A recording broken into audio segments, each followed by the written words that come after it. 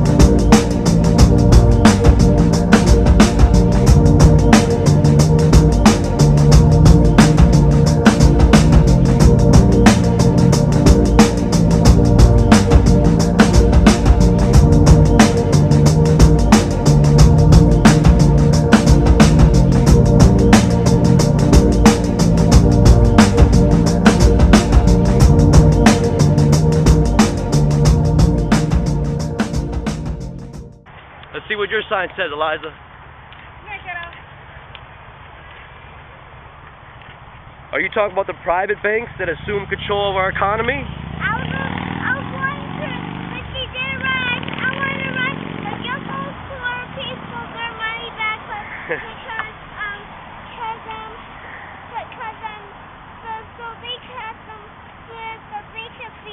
so they could be alive. Very good. Thank you, Eliza. And a job, and they're hungry, and no fish to eat. That's right. I love you, Eliza.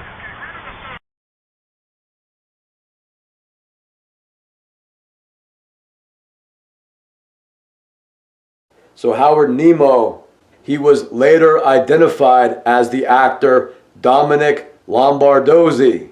He was also identified as a Hillsborough, New Hampshire police officer. So Hillsborough, New Hampshire is discussed in the very important documentary series entitled Snuff Hill that exposes an MK Ultra controlled town. This is an area that the British military's MK Ultra program will completely take over for organized crime and murder for entertainment practices. So the We Are Change Connecticut group met at the Waterbury Mall. It is called the Brass Mill Center Mall.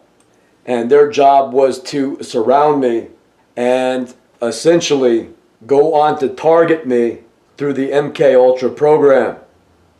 What these agents will do is use radio frequency technology to attempt to manipulate you and get you in trouble by connecting their agents to you.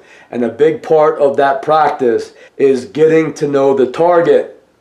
And that is why they developed the We Are Change Connecticut organization, to get close to my ex-wife Rachel Vogt and I.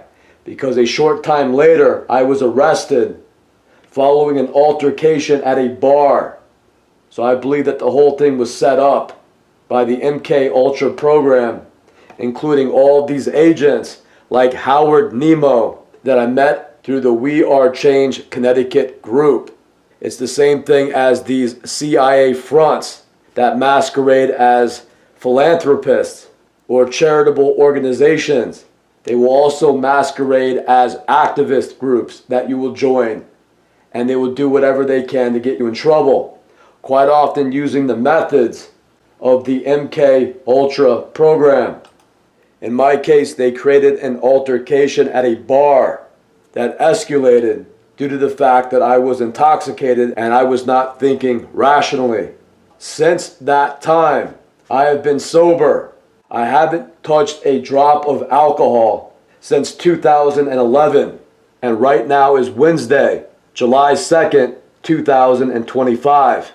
Well, what is interesting is that during the summer of 2024, I took my daughter, my older daughter, out to dinner, and we went to a restaurant called The Stage in downtown Keene, New Hampshire, and they said there was a long wait to get a table, but we could have a seat at the bar because there wasn't a lot of people in the bar, and we could order dinner that will be brought to us in the bar area.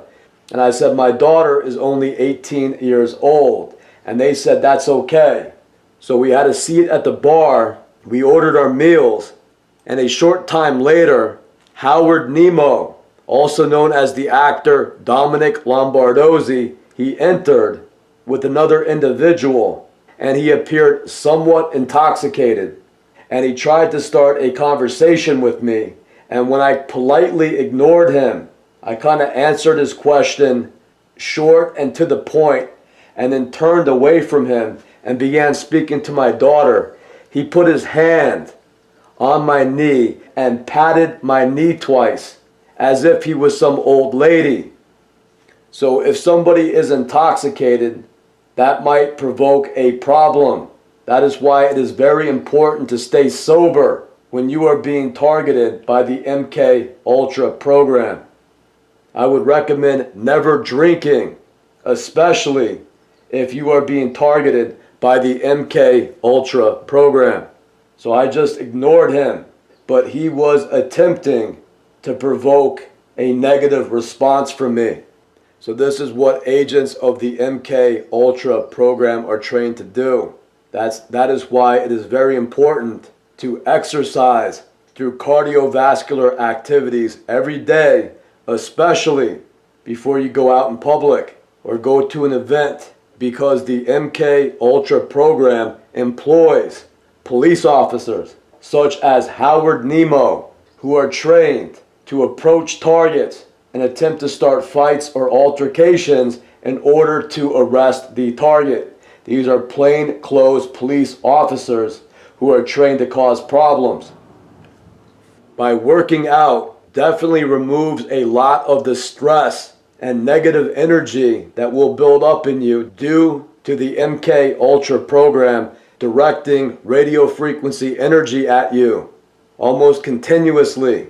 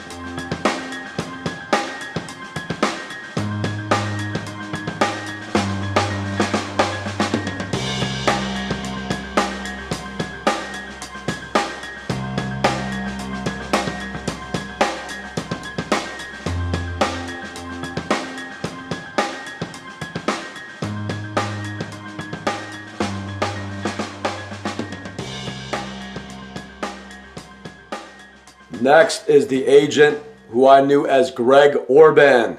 He has been identified to be the actor Wilson Cruz. He has also been identified to be the actor or rapper Ice Cube. Many, if not all, of the actor agents of the MK Ultra program are homosexual or bisexual, even including people like Ice Cube.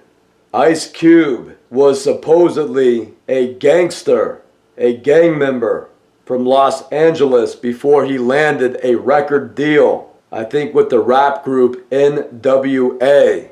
I think everybody would be surprised to learn that Ice Cube is a white guy. I hate to say it, but most of the people that we see on television and in movies who appear to be African American or Hispanic are actually actors from England. And most of the time, 99.9% of the time, they are white, because the United States and its media is under the strict control of England now, and under the strict control of families like the Rothschild family and the royal family of England, and all of their family members and all members of the aristocrats are white, and that is the only group of people that they want in the public eye. So Greg Orban is mildly mentally retarded. I first met him in Brookfield, Connecticut, where he used the name John Carpenter. We were on the same bus together. It was actually a minivan. The regular bus could not make it up my hill, so the school system had to send the van. And the van also picked up kids who were mentally handicapped. And one of those kids on my van was an individual known as John Carpenter. And John Carpenter said he was in the 7th grade. And I think he said he was 14 or 15 years old. Yet he had a 5 o'clock shadow every time he forgot to shave. If he forgot to shave, his beard would start growing in. I did not have a beard like that until I was in my late 20s or early 30s. So I believe that John Carpenter got into a fight at the end of the school year, and he threw another student into a glass door or a glass trophy case, and the glass broke. The student was injured. So John Carpenter was mildly mentally retarded. John Carpenter was believed to be in his 20s when he was sent to Brookfield Middle School, called Wisconsin Middle School, masquerading as a 14 or 15-year-old student. This is a mentally retarded agent who is violent, and he is an adult. He does not belong in the middle school or the high school. So the next year, he changed his identity to Greg Orban. He also acted as Albie Reyes. So Albie Reyes was in one of my classes, and it was a music class where we had to memorize the names of different musical artists and their songs, such as composers, classical music composers, and jazz musicians. So it wasn't a bad class, but Albie Reyes had an outburst in the class where he started to wail and moan because he could not find the willpower or the self-control to sit through that class. And when the teacher tried to reprimand him, he almost got violent with the teacher. This is the younger brother of Christopher Reyes, who is discussed in part 1 of this series. Aside from that, Albie Reyes supposedly got into a lot of fights. I don't know how many were exaggerated, but I believe that he was there in order to cause problems for students such as myself and the student that he threw into the glass door or trophy case. So this is what the MK Ultra program does in little towns that they control, like Brookfield, Connecticut, is that they allow these adult agents that are way too old to be in school, who have mild mental retardation and are violent, and they send them to school to surround your 12, 13, 14, and 15-year-old kids. These kids will end up attacking them. If these guys are driven crazy by the MK Ultra program, I believe that these type of agents with mild mental retardation could wind up killing the young kids that they're hanging out with, and then they disappear. They're moved into a different area, or they are programmed to lie about everything, and your kid just becomes a missing child. So I believe that this person was very much like his older brother, identified to be Christopher Reyes. And for some reason, both of these individuals will impersonate or use African American identities in the media, in movies. So I think that the MK Ultra program very often targets African American people, and they do this with their agents that are disguised as African Americans. They will employ the same tactics as they do with everybody else, including selling them drugs, bringing drugs into their neighborhood, being a poor influence on the kids in the neighborhood, getting the kids involved in something like a gang, where the MK Ultra program will set up these altercations and kill the targets of the MK Ultra program. These drive-bys that you hear about, these gang problems that you hear about, they are often controlled by the United States and the British military that control all of the drugs. So this is happening all over America, in the suburbs, in the cities. This is happening to every race of people. So the MK Ultra program finds it easy to target people that live in cities, because cities are notorious for lots of people, lots of activity, drug sales, high crime in some areas. They also prefer the cities because it is very easy to surround the target when they all live in the same building. You have a little bit more space in the towns. In the city, every time you turn around, there's somebody in your face. So it's easy to provoke problems in the city. So I recommend lots of cardiovascular exercise. I recommend that you do not drink alcohol. And I recommend never staring at people. That is a huge setup, is the staring game. Who's tougher than who? Who wins the stare down? That is 90% of the MK Ultra program, inducing people to stare at one another. If I have any advice, you can look at people, but then look away. Always let them win the stare down. That's what strong men and women do. You don't go around glaring at everybody. That is a mark of weak people. They are mentally weak, and they are primitive. It's like trying to provoke a dog or an animal by staring at it. Some animals, such as dogs, take it as a threat if you stare at them. They'll begin to growl at you. It causes a instinct, a negative instinct. So very intelligent people will not stare at other people. And that is the best advice I could give you for how to survive city life, which I did. I lived in Waterbury, Connecticut for 12 or 13 years. Don't drink. Get lots of cardiovascular exercise, and never get into the routine, the bad habit of staring at everybody. That's just stupid. So the majority of these MK Ultra agents that like staring at men are gay. They find it real easy to stare at men because they are attracted to you. The same thing with women, female agents staring at female targets. They'll stare at you with this weird look that may provoke you until you understand the reason they're looking at you like that is because they are attracted to you. They like what they see. So you shouldn't be attracted to that. You do not want to give them a negative reaction by glaring at them or asking them what they are looking at. Just look away from them. That eliminates 90% of the problems. So last, Albie Ray's number 1, also known as the actor Wilson Cruz, also known as Ice Cube number 2, has been identified to be one of the men who act as Rudy Siegel. Here is a list of documentaries that Rudy Siegel is discussed in. Rudy Siegel was my landlord. He owned a house, which I rented the upstairs part of that from him.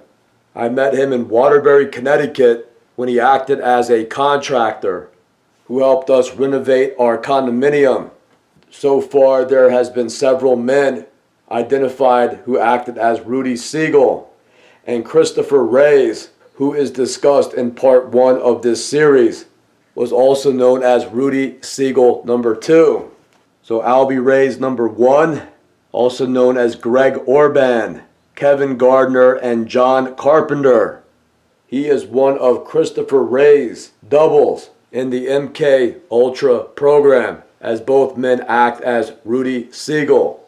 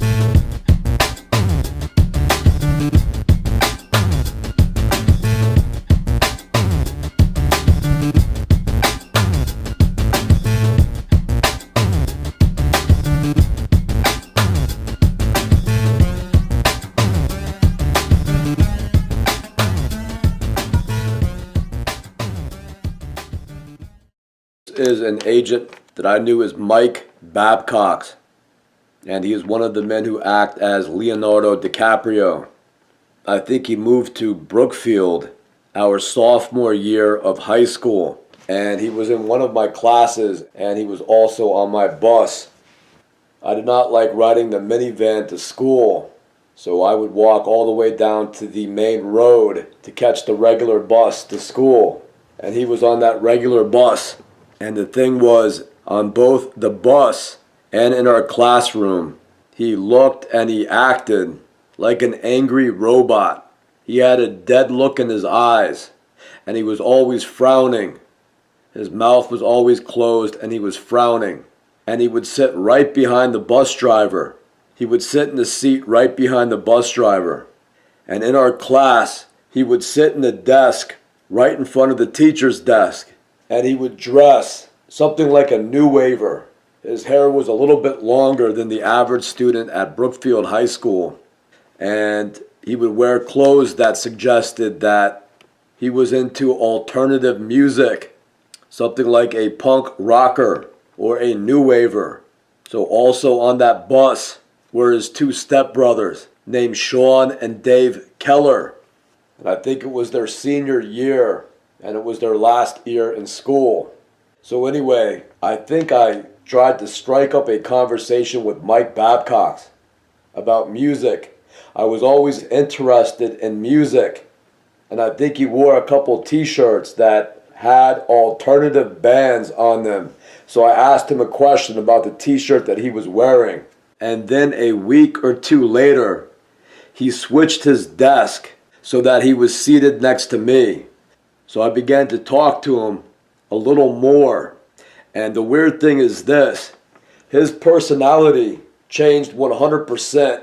And he went from walking around with a very blank or dead, almost reptilian look in his eyes and a frown on his face to acting real silly, almost as if he had multi-personality disorder.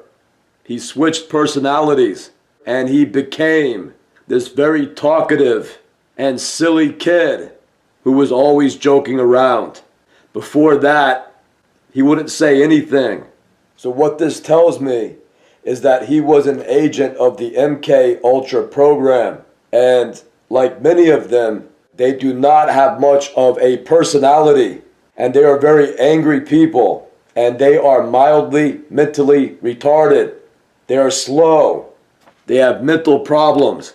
And if the target were to talk to any of these agents, any of these youth agents, very quickly, the MK Ultra program will put these kids into gear, giving them a new personality, and then they start their little act. So I believe that this is what they do all throughout Hollywood with these actor agents of the MK Ultra program.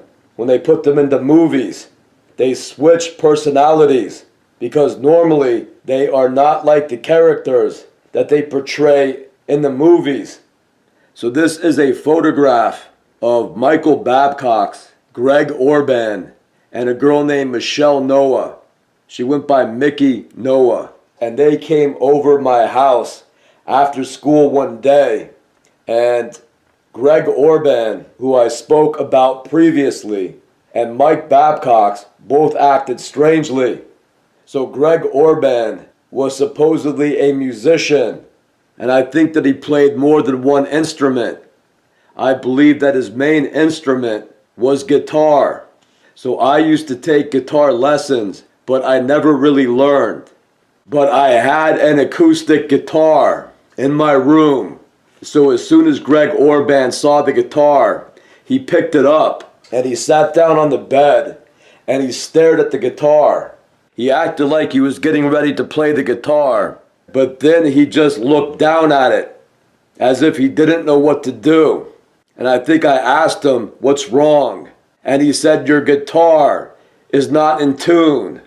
And he kind of sat there looking at it, almost as if he was afraid to even try to tune it. So because of this, I think Greg Orban did not really play guitar. And if he did, his handler would have to assist him through the MK Ultra program. The funny thing is that he played guitar for a hardcore group called Dismay, and they would play shows in dive bars. One was called the Nightbreed and was in Norwalk, Connecticut. And he would get up on stage and he appeared to be playing guitar.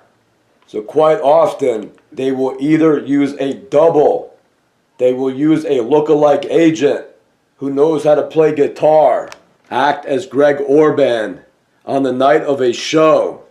In other cases, they will just act like they're playing instruments, and the music will be pre-recorded.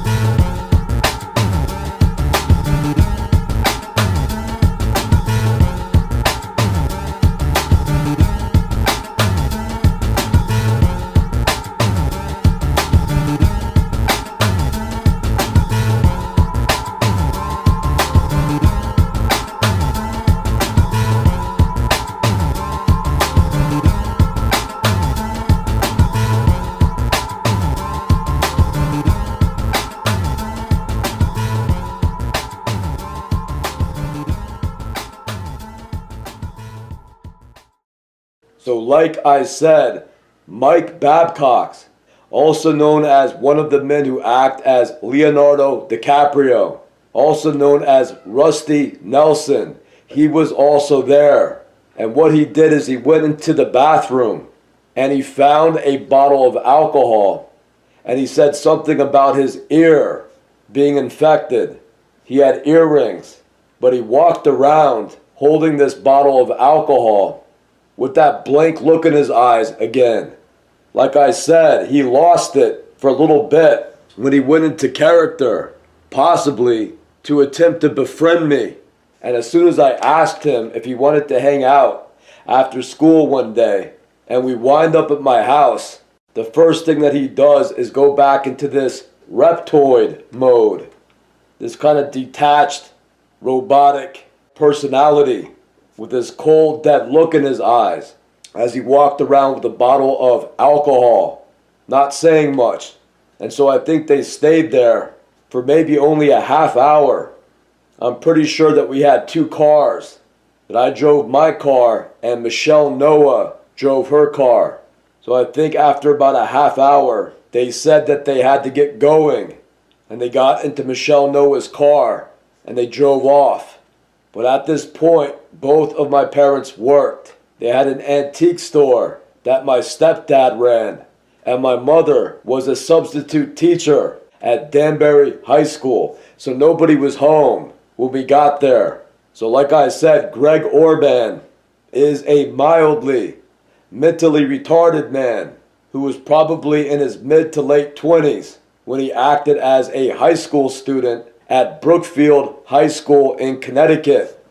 So he was always real quiet and he would not make much eye contact, and he kind of looked like he was upset or aggravated about something, like he was in a bad mood. And Mike Babcock seemed to switch personalities and began to act in this robotic manner with this blank look in his eyes as he paced back and forth holding a bottle of alcohol. So alcohol is flammable, and Mike Babcock was known to be a smoker, so he always had cigarettes and a lighter on him.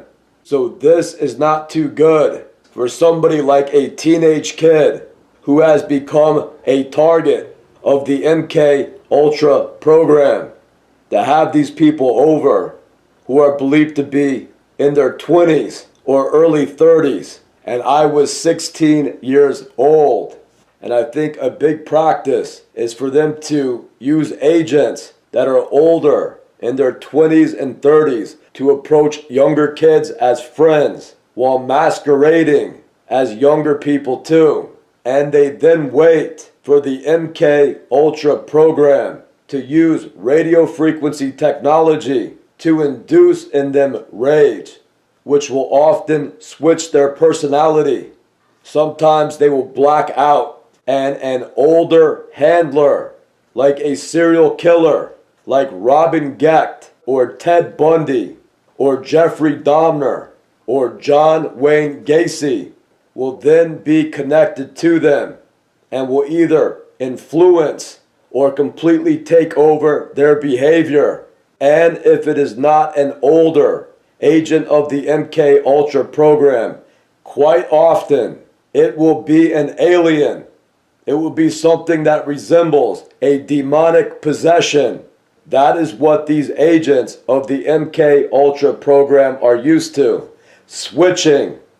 They will change into a demon or a serial killer.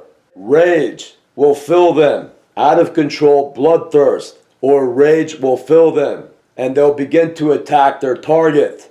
So be aware if you see these type of people around you walking around with a blank look in their eyes, as if they are partly disassociated. They're going into a trance. They are letting their minds go a little bit, and they're waiting for a foreign consciousness to take over their minds. That is the practice in the MK Ultra program concerning attacking people in what is called human sacrifice rituals. I don't know if that phrase should be considered a little dated, outdated. Human sacrifice rituals sounds like something from ancient times. These people just enjoy torturing and raping somebody to death. I think they call it shows, murder shows.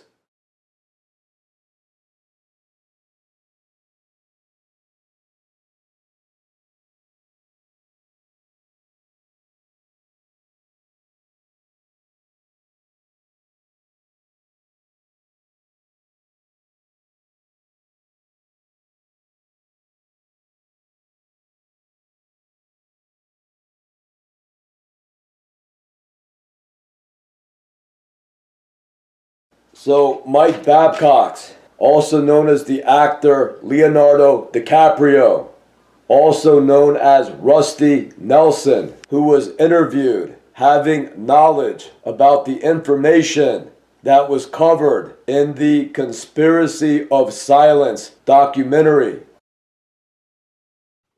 What were you involved in? Well, I was his photographer, and I shot the parties. He would have these $5,000 and $10,000 a plate fundraisers. Mm-hmm. The things that I was shooting would be these parties.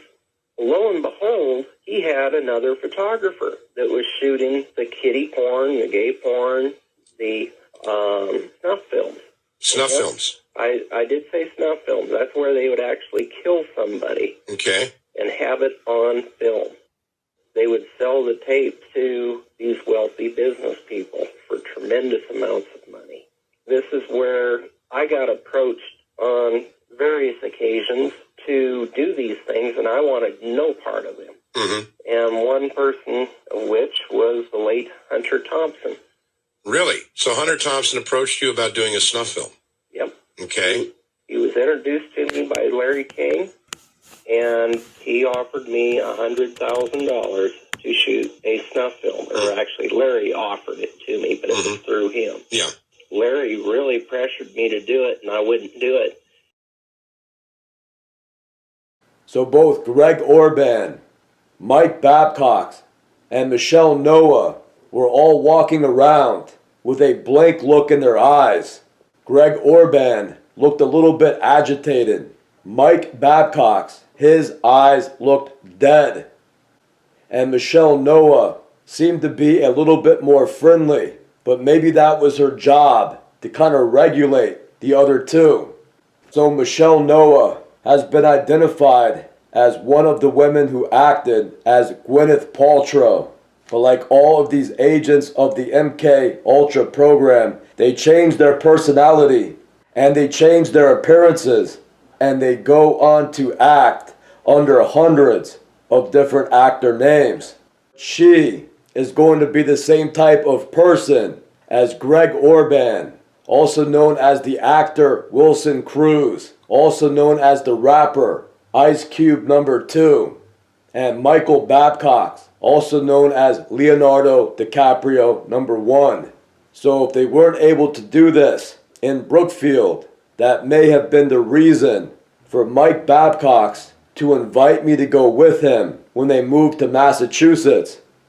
Mike Babcock, also known as Leonardo DiCaprio, me and our group of friends would hang out every other day, every couple of days, for the first month or two of the summer. In June or July, Mike Babcock says that he is moving to Massachusetts with his family, and he's only going to be in town for another couple of weeks. And a moving truck appears in his driveway.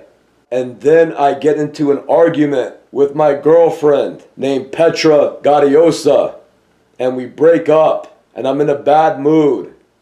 And I start arguing with my parents, and I think my mom kicks me out. So I drive over to Mike Babcock's house, and he says, "You could always move with me and my family to Massachusetts." In fact, hold on one second. Let me go ask my mom right now. So he runs inside the house, and he comes back a minute later, and he said, "I got great news. You could come with us. In fact, we need help driving the vehicles up to Massachusetts. Somebody has to drive the moving truck, and we have 2 cars to get up there too. So you and I could take one car, and my mother could take the other, and my stepfather could drive the moving truck." Because Mike Babcock stated that he did not have a license. He said he just never got his license. So at the last moment, I decided not to go with him. I didn't want to move out of Brookfield. I got back together with my girlfriend, and at the time I liked the area. I just didn't want to move up to a place where I had never been before. So the MK Ultra program, they specialize in arranging these situations, especially when they get their agents all around you. It's real easy for them to tell my girlfriend, Petra Gaudiosa, who is a professional actor and an agent of the MK Ultra program, to give me a hard time and start an argument with me. And then for my stepfather, who is also an actor and an agent of the MK Ultra program, to also start an argument with me when I get home that night. And then when I'm angry at my family and at my girlfriend, it's a perfect opportunity for me to jump into a car and cruise up to Massachusetts. They would have more time and more opportunities to attempt to attack me if I was staying in their house, wherever they had moved to. So a couple of weeks later, Mike Babcock calls me up on the phone, and he says that he does not like where he's staying. He doesn't know anybody, and he is just stuck at the house. And he wants to know if he could come stay with me at my parents' house. So I said, sure.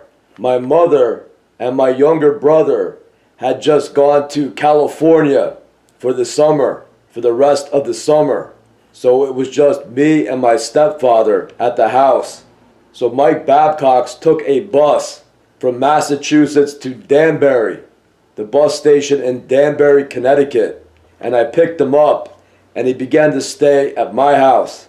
So I think I was either working or going to summer school. And when I would get home, he wouldn't be there. And I think that for the most part, he was picked up by Ivan Becker, who has been identified to be David Rothschild, also known as the actor Ryan Gosling, also known as a number of other actors. He is another agent of the MK Ultra program.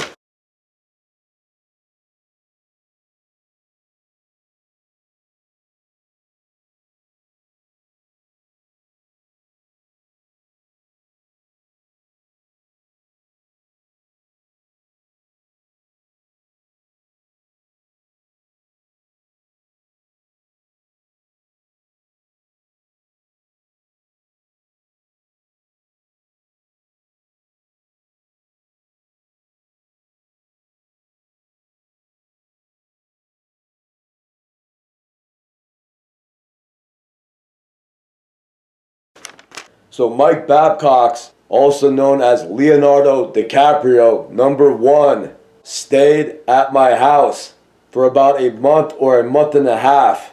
And then one day he gets a call from his mother. My stepfather walked into the room and he said, "Mike, your mom's on the phone. She thinks that it's time for you to come home.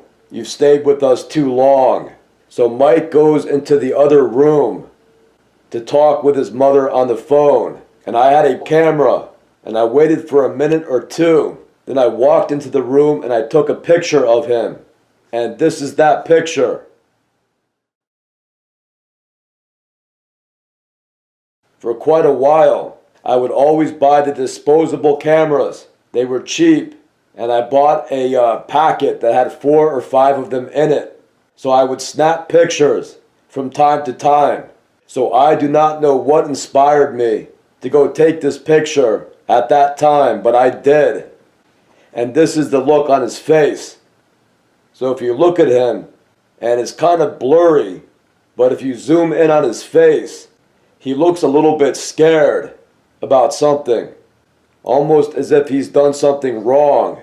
So quite possibly, this is not even Mike Babcock's number one.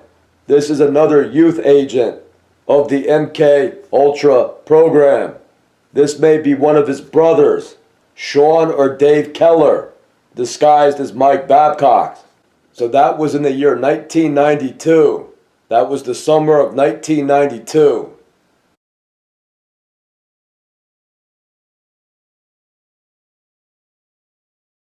So when you get one of these agents as a friend, you never know who you are going to be hanging out with when there is several doubles that all act as your friend.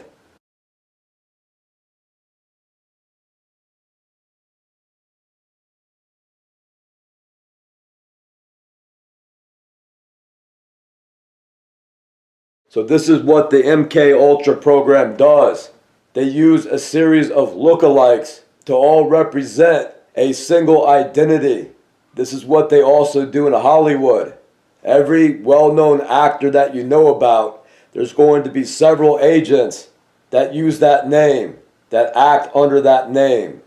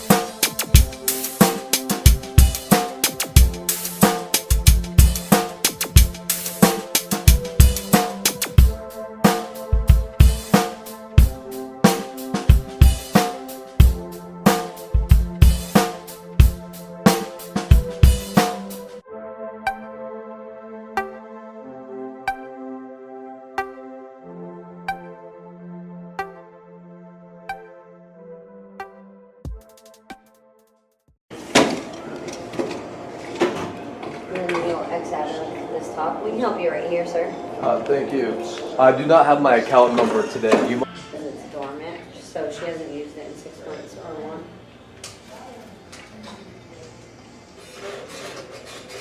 And then he'll touch it on his own.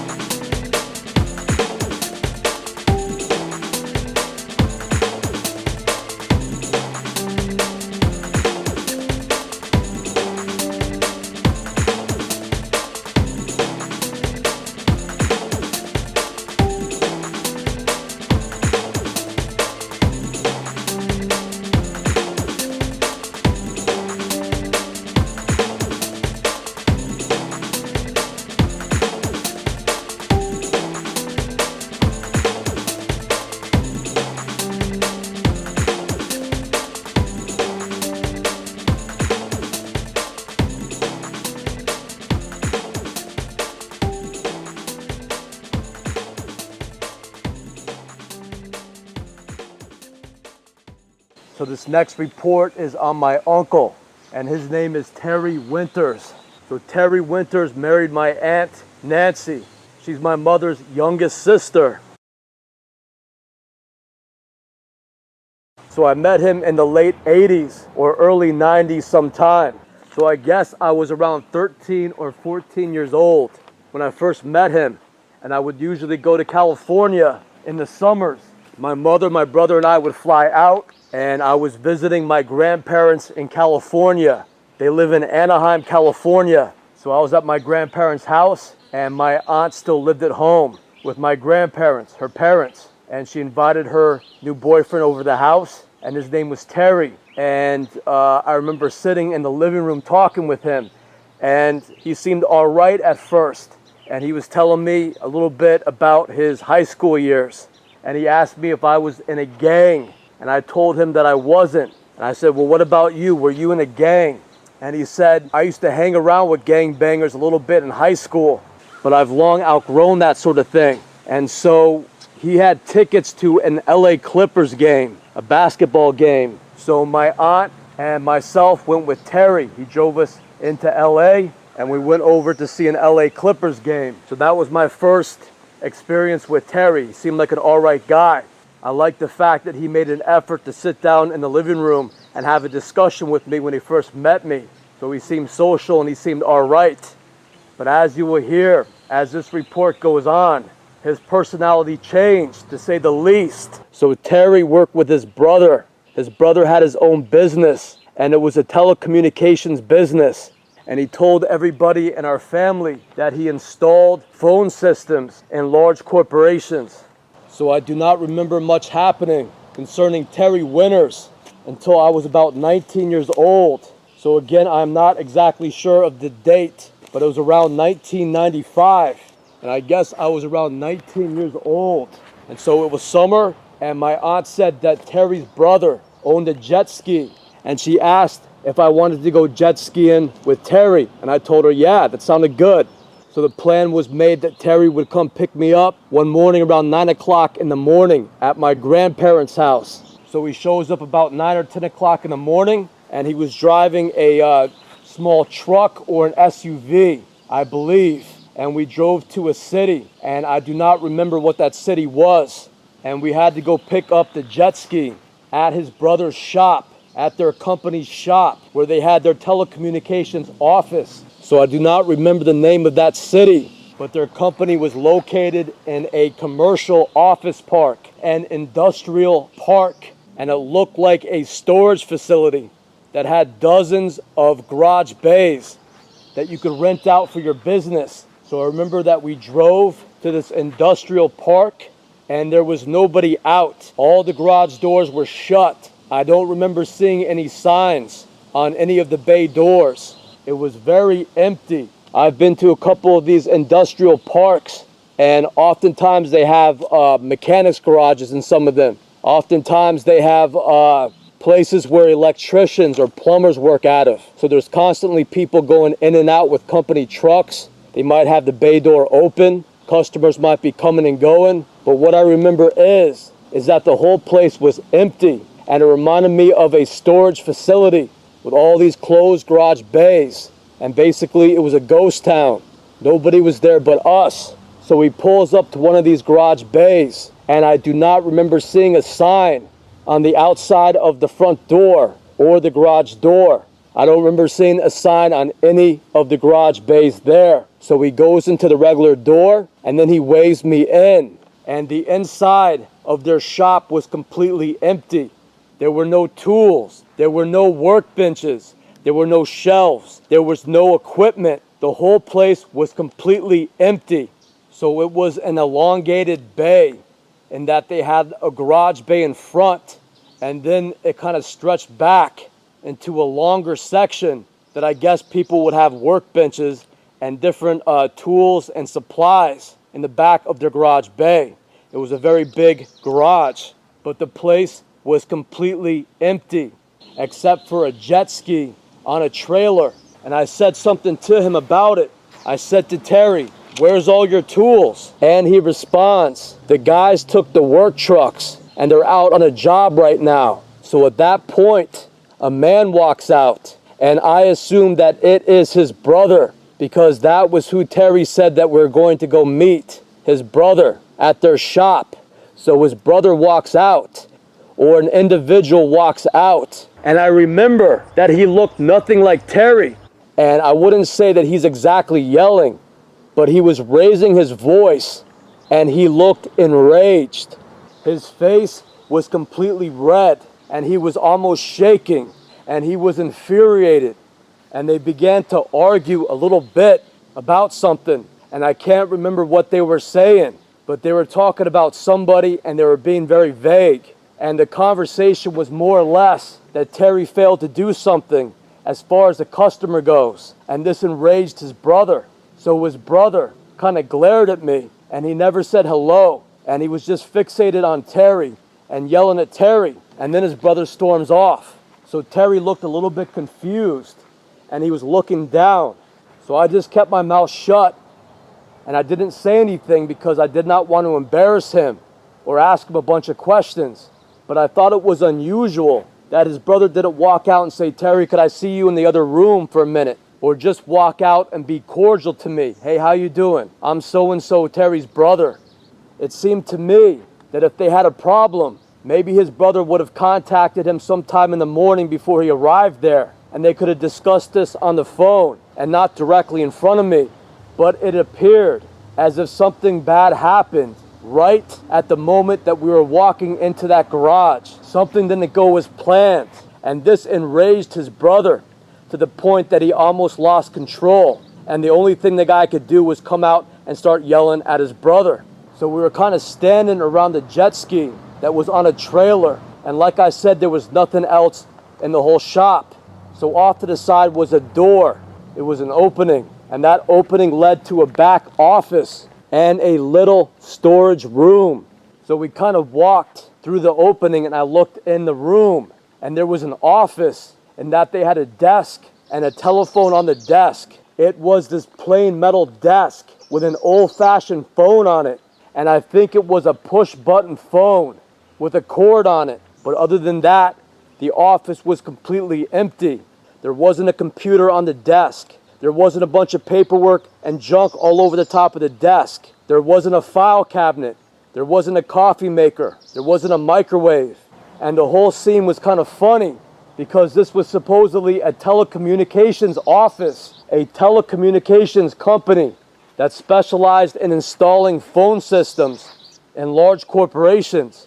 And yet the whole place was completely empty. So they had a storage room that was kind of small, and they had some cardboard boxes on the floor, and I think one was open, and it looked like some sort of white cord, if I could remember correctly. And they had 5 or 6 of these shallow square boxes on the floor.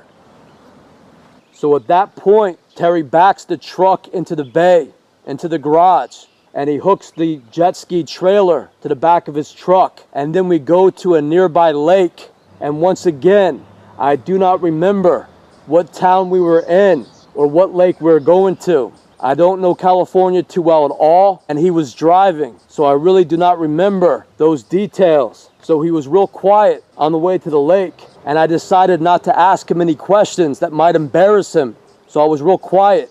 So we get to this lake, and he backs the trailer into the water, and he puts the jet ski into the water, and then he puts on a life vest. And he says something like, "I guess my brother forgot to pack the other life vest. But you're a pretty good swimmer, aren't you? I hear that you're on the swim team back in Connecticut." And I said, "Yeah, I'm pretty good at swimming. I'll be all right." Because I was looking forward to going on the jet ski. So we both get on the jet ski, and he is driving. And so he speeds off. And we go out to the middle of the lake. And then Terry starts to do something very unusual, which is he opens up the jet ski. So we're flying across the water. Then he takes the handlebars and he just turns it to the left real quick. And the momentum causes me to fly off the back of the jet ski and hit the water. And then he cruises up about 50 or 100 feet away. So water kind of got up my nose. But I had been swimming since I was a little kid. I had been on swim teams my whole life. So I was pretty good in the water. So I'm just treading water and waiting for him to turn around and pick me up. And as he drives the thing back, I notice that he's not smiling. I notice that he's not grinning. He has this blank, kind of angry look on his face. So I get back on the jet ski, and he does the same thing again. He opens it up, we're flying across the water, and then he rips the steering wheel to the right. And once again, the momentum causes me to fly off the back of the jet ski and hit the water. And he keeps on doing this again and again and again. So he must have done this about 5 or 6 times. And so I don't know if this is what they do for fun on their jet skis. The flaw of the good guy is to make excuses for these type of characters.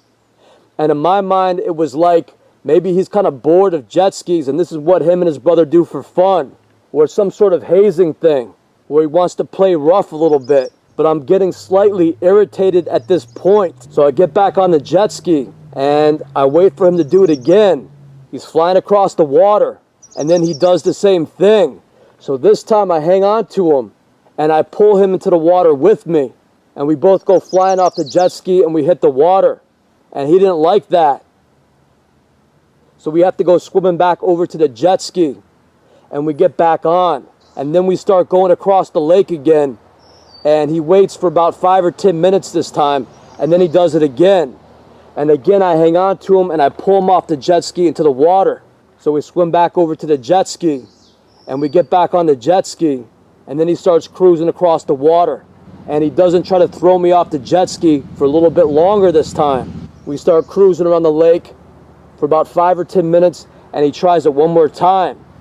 And I try to hang on to him, but this time he's like gripping onto the handlebars with all his strength, and I go over anyway. So at that point, I'm like, could you not do that anymore? I don't think it's fun that you're doing that, and I'm getting kind of tired of that, so please don't do that anymore. So it should go without saying that if someone doesn't have their life vest on and they are continuously thrown off the back of a jet ski that's going at a high rate of speed and they hit the water, that could potentially cause them to drown, especially if they do not have a life vest on. And the expression on his face was that he was pissed off at what happened between him and his brother, and he was trying to take that out on me. There wasn't any joking around whatsoever to it. The whole time he was throwing me off the back of the jet ski, he did not say one word. He did not smile. It was just complete silence. So I guess at that point, the plan was for my aunt to bring their son to meet us. So we went back to where the boat launch was. And my aunt is waiting there in her car. And my cousin, their son, whose name is Josh, I guess he was around 5 or 6 years old at the time.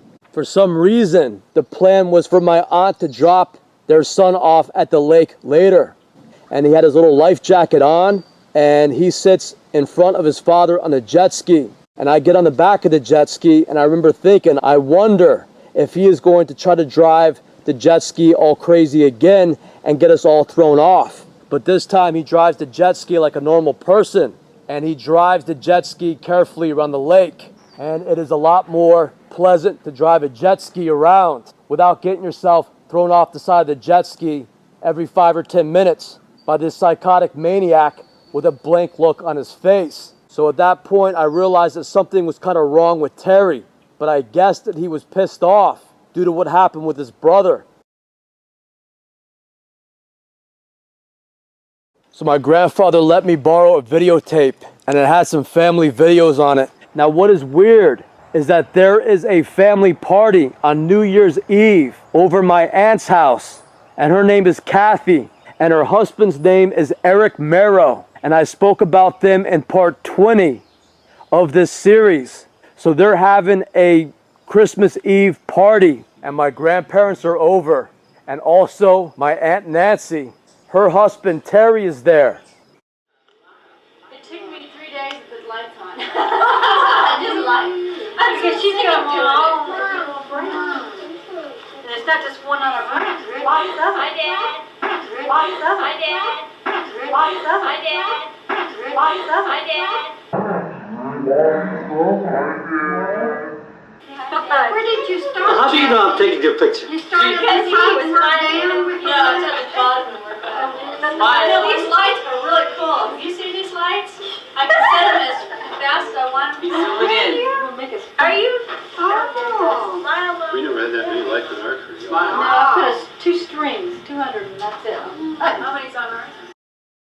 So there are some in-laws here. There are some people here and I do not know who they are related to. I've never seen these people at any family function. But this is the same individual who was at Terry's place of work at the industrial park, and he walked out enraged and started yelling at Terry when Terry and I stopped by there to pick up the jet ski. And I remember that he looked nothing like Terry.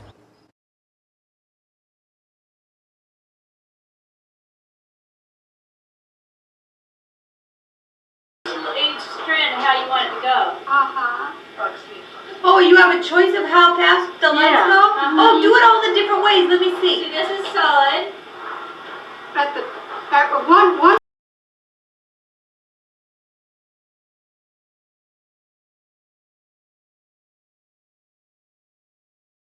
is solid in the middle. Yeah, actually it's right here, right now. Yeah. It depends where I put the strand at. So Linda, right here, this right here, see it's solid? Yeah? Yeah, it's not blinking at all. And then, Ooh, look at him twinkle.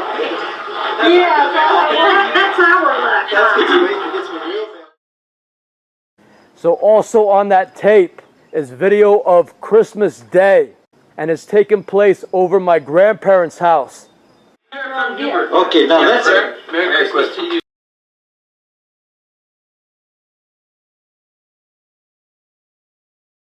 Many more. Now, do I open it now or do I open it later? Now, open it now, it's fine what you That's the end of my work. All I do is sit down. She lost both breasts.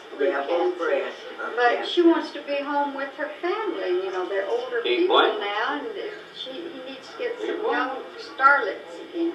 Yeah. Well, that's antique. Who gave you that? And my grandparents have invited over their daughter Nancy. Oh my, what is that? It looks like Dutch. Nancy, okay, cut off.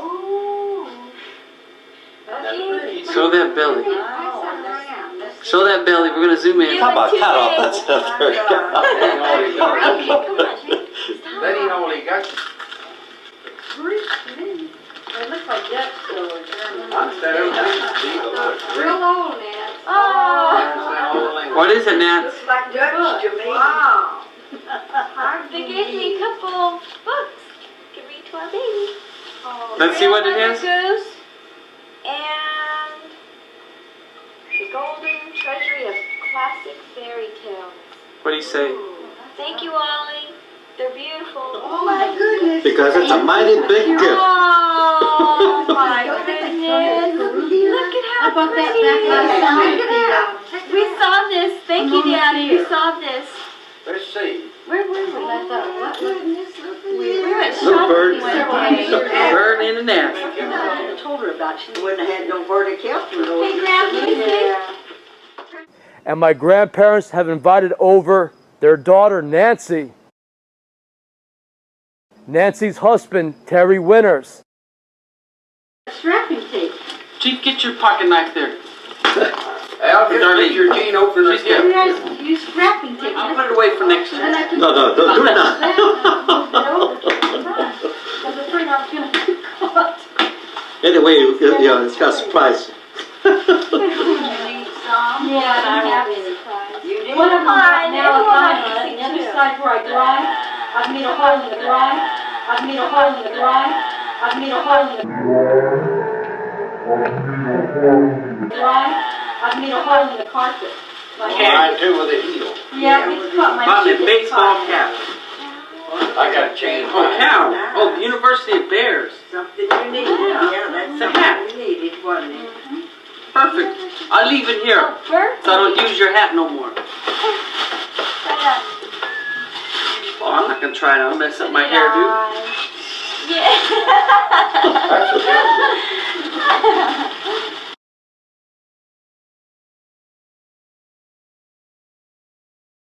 And then there's this individual who looks just like Terry, sitting on the sofa. Oh, boy.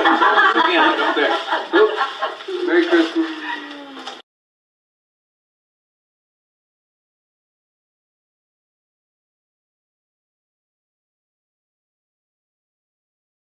So I believe that this is Terry's brother. But this was definitely not the person who was at the industrial park in that empty garage bay and office with that jet ski. It was this individual. I do not know why this guy who was over Eric Merrow's house would be at an industrial park's garage at Terry's workplace loaning him a jet ski. But what stands out in my mind is how his brother acted when we went to his place of business. How this guy came out and he really did not look like Terry at all. And he was enraged, completely enraged, like something terrible happened right then. And he was so angry he couldn't even say hello. This is the first time this guy would be meeting his brother's nephew, his brother's wife's nephew. You would think that he would want to at least walk in and say, "Hey, how you doing? Nice to meet you. Terry, I'm a little upset. Could you come and talk to me in the other room?" It was like the guy lost all control, all tact, and he came out like an enraged psycho. He was shaken. He was glaring. His face was beet red, and he acted like he was pissed at not only Terry, but also at me. And he was so pissed, he couldn't even say hello to me. And their shop is 100% completely empty. So around that time, I met my girlfriend named Kim Smith, and we got an apartment together. And so I did not go to California for quite a few years. I would say about 6 or 7 years went by, and I was unable to fly to California to visit with my grandparents. So I think the next time I went to California was around 2010. And by that time, I was with Rachel, and our children were very young. And by that time, my mom had moved out there to live. So we stayed at her house. Then the next time after that was in 2016. And I flew out to California, and I stayed at my mother's house. And we would drive over and visit my grandfather, who was still in Anaheim. So around the visit, my grandfather had a problem with his toe. He had a sore on his toe, and it wouldn't heal. And it continued to bleed, and his foot got infected, and he couldn't walk on his foot. So we went into the ER. So we were all waiting in the visitor's room. And it was my mom, my brother, my Aunt Darlene, and my cousin. And Terry Winters walks in. He walks into the visitor's room, and he glances at me, but ignores me completely. And he sits down and he starts to talk to my aunt and my mom. And he's dressed in a shirt and a tie. And he's talking about a court hearing that he has. And supposedly there's been an argument at his place of employment. And Terry wants to kind of quit or break apart from his brother. And Terry wants half, or some of the customers that will prefer to deal with Terry. So when the customers started to say that they don't want to deal with Terry's brother anymore and are just calling Terry to do the work for them, supposedly Terry's brother is bringing him to court. And Terry was basically bragging that he's going to win the case and take over half of the business because he's been there for over 20 years and he thinks that it's owed to him. And he seems very conceited and very sure that he's going to win. So after about 20 or 25 minutes of letting him tell his story, I say, "Hey Terry, how you doing?" And he kind of glances over at me and he waves his hand to say hi. But he doesn't want to make any eye contact with me. And he doesn't want to interrupt this ongoing 20 or 30 minute story. It's as if he's making a point not even to look in my direction. And I haven't seen this guy in 6 years. And he will not make eye contact or even talk to me. So once again, this is very odd behavior. Because I've been to California a couple of times. And we've even gone over Terry and Nancy's house. And he was cordial. And we were polite to each other. And there was never any problem between us. I didn't like what he was doing on the jet ski. But at that time, I was kind of used to hanging out with kids that were kind of rough or kind of tough. And oftentimes, the kids I would hang out with, we would have sparring matches. We would kind of fight each other for fun. So it wasn't like that really bothered me that he was doing that. I was kind of used to people being kind of rough that I hung out with. So it wasn't like a very disturbing experience. And the reason I'm telling you in this report is because it will highlight the type of personality to look out for. That's what I'm hoping to do with the whole Flower of Life series. But these are the types of people And this is the type of behavior I have run into my whole life. And I've reached the conclusion that I've been brought up in a military-controlled region, and much of my family was military. I believe that my in-laws, the people that married into my family, were associated with secret societies such as the Freemasons or the Odd Fellows. I believe that my in-laws, the people that married into my family, may have been associated with the Mormons. So I'm telling you these stories because this is more common than most people understand. This is how a military fully takes over a society. Okay, the last thing I want to mention about Terry Winters is that he would fall asleep continuously. That was his trademark. Whenever he would show up at my grandparents' house, we would usually have a family function over there. We'll be having a dinner party or a barbecue or celebrating somebody's birthday or Christmas. And Terry would show up and he would say that he's been at work, and he would sit down on the couch and he would turn on baseball and he would fall asleep within like 30 seconds to a minute. That was his trademark. Everybody in the family made jokes about it, that Terry could fall asleep in about 30 seconds. As soon as he sat down, the guy was passed out. And that would be the big joke. As soon as Terry sits down, bam, he's out. And his excuse was that he was up very early in the morning. He would get up at 4 o'clock in the morning. So by the time he got to our family's house, he had been up since 4 o'clock in the morning. So around 2 or 3 in the afternoon, he would be just zonked out and he would fall asleep in a minute flat. So number one, I don't care how early you get up. You get up at 4 o'clock in the morning, you got a half-hour commute, you put in an 8-hour day. By the time you get home from work, I don't think that you should be so tired that you're going to pass out at a family function that you go to within 30 seconds. It's not like he just put in a 16-hour day. So my guess now is that Terry was on some sort of painkiller medication. I would not be surprised, and it would explain a lot if Terry was prescribed something like an opiate, like an OxyContin or morphine, and he kept it a big secret. That would explain why someone would come to a house and not be able to sit down for 30 seconds without falling asleep. And this would happen every single time he would be somewhere. And the excuse was always he gets up at 4 o'clock in the morning. So around 2 or 3 in the afternoon, he's ready to go to bed. That's not much of an excuse. Some people get up about 9 o'clock in the morning and they work from 10 to 6, an 8-hour day. And then they get home and they'll stay up to 10, 11, or 12 at night before going to bed. So I would not be surprised if Terry was taking some sort of painkiller medication and was keeping it a secret. So Terry's eyes would always be half shut. He would walk around with this very sleepy look on his face. That sounds like somebody who's on morphine.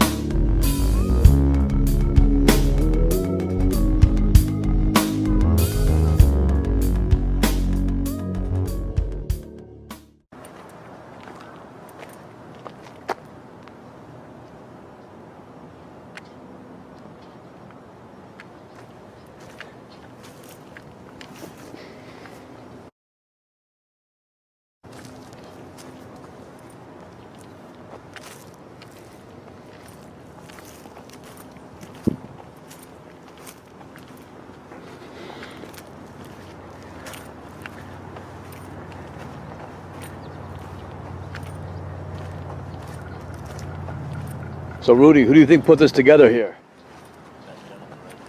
Oh yeah?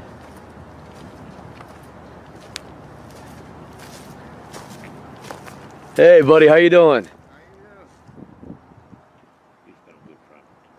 Yeah, cool. So are you admiring that? I'm admiring it, all right.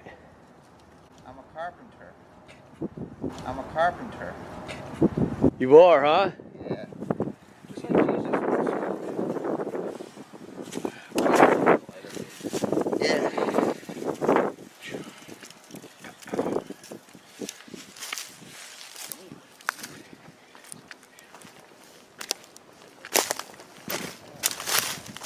You could barbecue a whole deer on this, huh?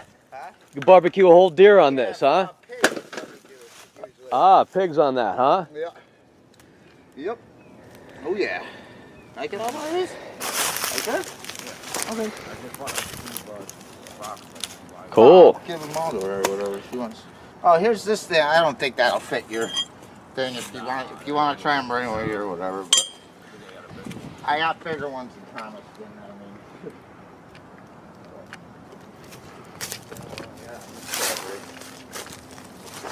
We're gonna hang a bigger from there.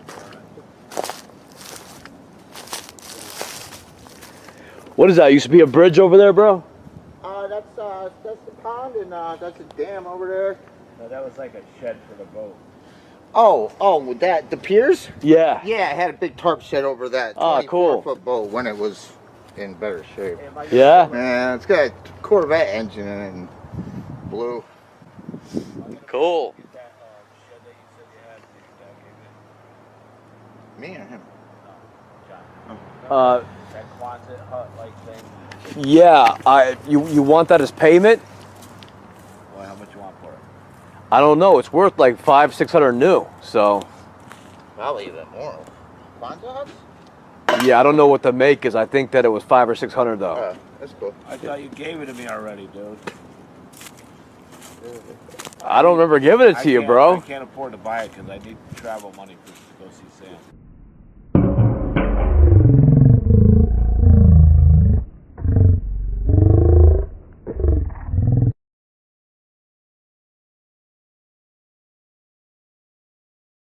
Yeah, so maybe you come back in the summer and we do some work on the chicken coop or something like that, and then I can give you that garage then. Cool.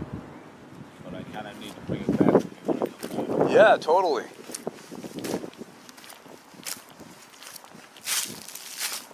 Hey, what's buried there in that closet? What's in that closet? A dog or something? That's Goofy, yeah. My dad's dog, yeah. Yeah. It's held up.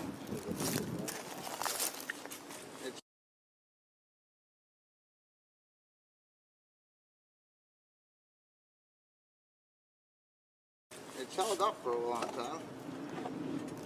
I can't believe this table's still freaking in one piece too. This fucker's old. Fucking ducks come here every night. Like right when it's dark they come. The ducks do? Yeah. Yeah? Like when it's like pitch black they come and land in the pond over there. Cool. You got the fish in this pool over here too, huh? Yeah. Ah, you missed that. I had a frog earlier. I just gave him. So what's at the end of the road? Is that just the end? Yeah. Don't jump to that. Just don't walk up to the top of that hill up there. Ah, cool. Down the road, you know. Well, I love your property here. Yeah. It has a lot of 37 personality. years, right here. I was born in the living room. You Right in were? this house, yeah. Cool. A midwife came or? I don't remember. Something like that. Something like that. I know they had an exorcism. We got a dead Indian laying in the basement. Yeah, there's a casket in there with the Indian. Get out of here. I used to. Can I take a look? Well, you can't open the cap. It's sealed, but you could see the whole thing in there. Cool, dude. Yeah. It's like a You crypt. can check it out. What is this about? Did you do this like a sculpture or something? Yeah, I just drilled a hole in the log and I found that chair with the post on it. I was like, I need a freaking swivel seat by the fire pit, you know? Cool. Yep. Used to like this thing every night. Big boom box and shit. There you go. Play a Pandora.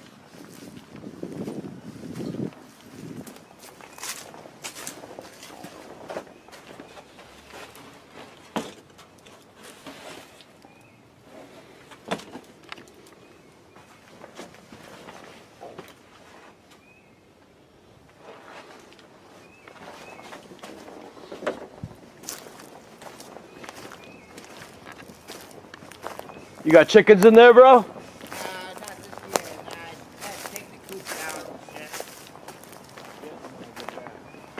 Yeah, I gotta buy more chicken wire and make another one. What type of chickens you get?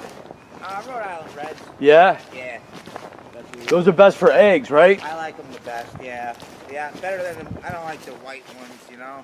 Do you kill them to eat them for the meat or just the eggs? No, the animals around in the woods end up doing that for me. Yeah, I was just wondering what's the best to cook a chicken. You know, there's egg chickens and there's meat chickens, so. Yeah, I don't know. I mean, they're not laying eggs, they're meat chickens. Yeah. Yeah. If they stop laying. Yeah. What is this thing? This is pretty cool right here, dude.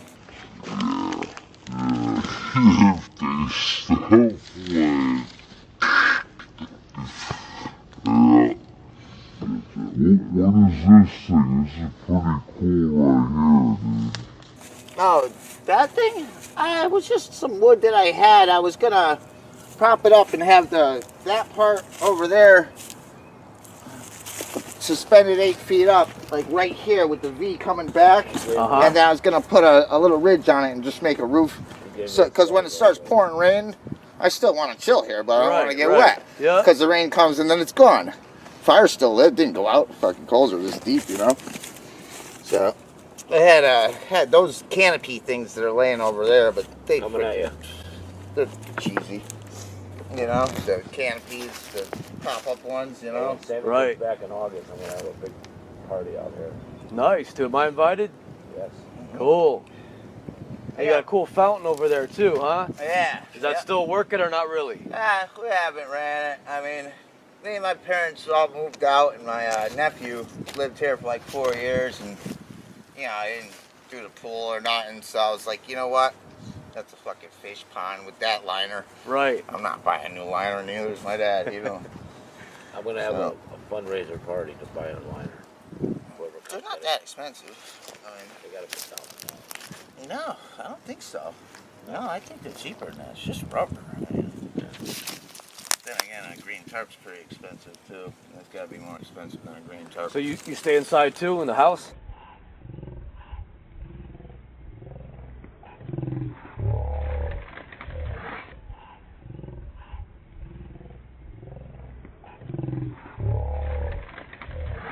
Too. That's gotta be more expensive than a green tarp. So you stay inside too in the house? No, I live in Terryville right now. Actually, I'm staying over the neighbor's mom. I'm caretaking for her because she's like 85 years old.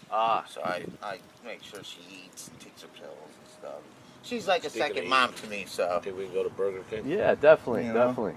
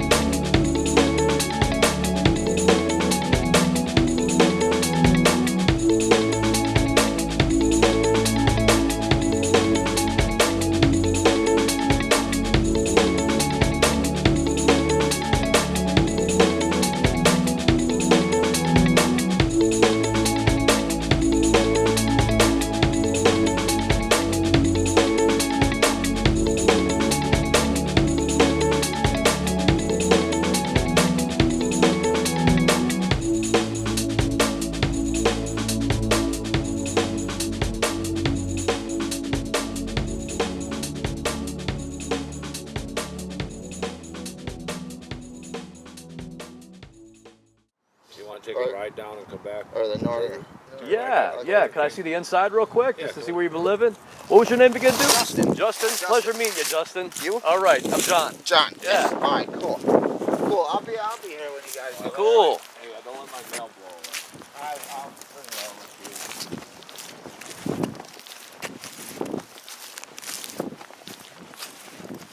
He's good. Like when Sandy gone, he comes over and keeps me company. Yeah. Is he like a contractor or something? Yeah, he's a carpenter. Oh.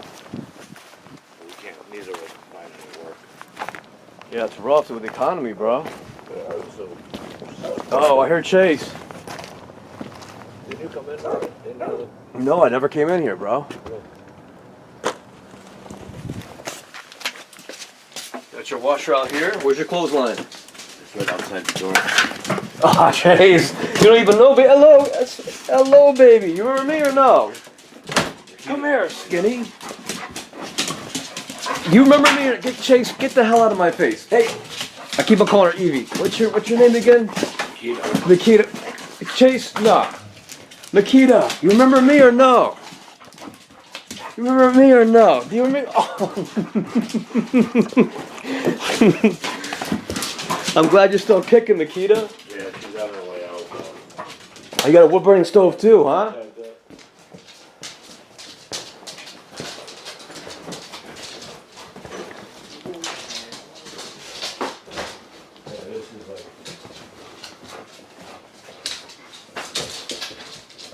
And then Sandy's bedroom's in there. Same size. Well, cool, dude. Do you smoke weed still? Yeah, I gotta wait. I can't smoke it and drive. I fucking trip these days, bro. But yeah, if you want to bring a little bit up, a little part. I don't have any. You don't have any? Oh, that sucks, dude. I know, I just smoked a lot with the pizza delivery guy. Yeah, you did? Oh, me and him. I usually do, but I don't at the moment. You don't have any? Nah, not the freaking moment. I'm gonna wait for Yoshi to freaking come. That's a cool name. Yeah, Yoshi. Yeah. His real name's Josh, but my brother's friend had his wisdom teeth out. He went to say Josh, and he said Yosh. And I go, Yoshi. Yeah, it's Now like a he's- Japanese thing. Now he's got a Yoshi. tattoo of Yoshi holding a mushroom. That's funny on as his hell, arm. bro. He's a master mechanic. Good kid, too. Awesome kid. Hello, Chase. Last time I seen you, ran out the house to chase you all day. Yeah, don't take that shit from Chase there, Makita. Yeah. Lay down. Energy, guys. Energy. So what is she, like chocolate lab and what else? I used to train for the chocolate labs. You did? Yeah, you throw a freaking pheasant, shoot it, dead pheasant, shoot it, and You got a dog here? No, I used to train it for for a hunting company up in Litchfield. What are you chewing that for? Yeah, that's a snap-on, dude. No, That's a snap-on. I can return that and get a brand new one, yeah? Yeah, snap-on. You should be able to. Yeah, absolutely. Sit over here. Gun or nightstick? Machete, huh? You're a crazy old dude, bro. Got a machete sticking in your couch. What's that for, bro? Protection? Yeah, you can have that freaking car charger. It may or may not work. Oh, did you bring it in? Yeah, I brought your phone and everything. Oh. Well, I'll be outside. All right, well, All right, nice meeting you, Justin. Huh? Nice meeting you. Oh, nice meeting you too. I'm Cool. gonna I'm gonna go grab a sandwich and maybe a couple beers, and we'll come back and hang out for 20 minutes. Okay. Is You're that not right? gonna. Yeah. We should get on the road pretty soon, though. Oh, okay. 20 minutes. Yeah, just 20 minutes. Burger King's right down the road. I haven't eaten all day. Right.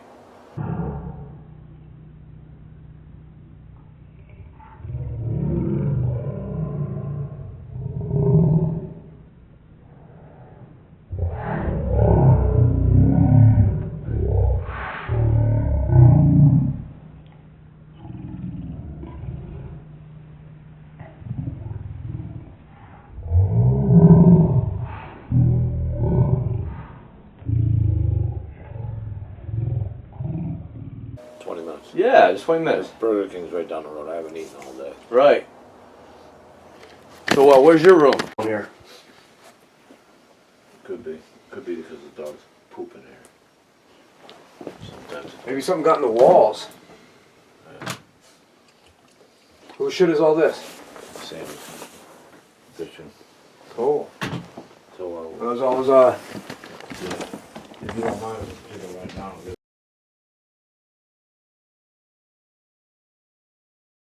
Yeah, let's get something to eat, brother.